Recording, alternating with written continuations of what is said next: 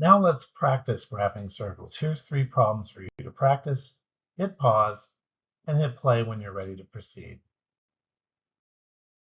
Now that you've graphed all 3 circles, let's take a look at the answers. Here's the first problem. First, I rearranged the terms so my x's and y's were together. And then I added in my zeros. Here are my 2 zeros. Then I factored here and here. Rearranging the terms again allows me to combine like terms and then move that term to the other side. Now I'm in conic form or graphable form.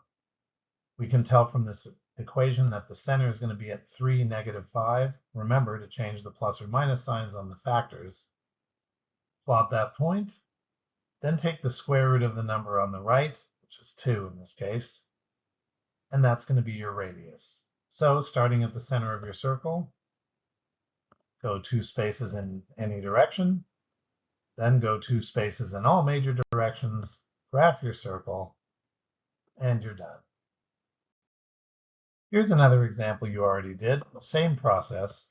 Rearrange the order of the terms so your x's and y's are each together. Add in your zeros depending on your linear coefficients. Factor, factor. Rearrange the terms and combine like terms. Bring that constant term, there's the combining, bring the constant term to the other side, and now you're graphable. The center will be -2, -4. Again, notice the opposite signs from the factors. There's the center of my circle. Then for the size, take the square root of the number on the right. Square root of 25 is 5, and that tells me I have a radius of 5. So starting at your center, go 5 spaces right, 5 up, 5 left, 5 down, and you've got yourself a circle. And here's our last problem. In this case, no rearrangement is needed and only 1 0 is needed here. Notice the variable x has no linear term. They have an x squared term, but no simply x term. That'll come into play in just a moment.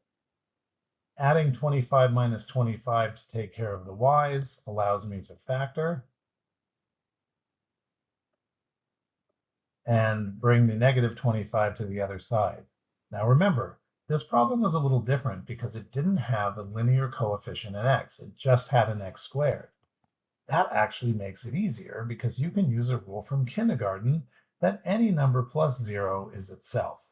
This allows us to replace x with x plus 0, and that makes the circle in graphable conic form. We now see we have a center of 0, -5. That's here. And a radius of 5, which then completes our circle. And we have now graphed a circle with a missing term.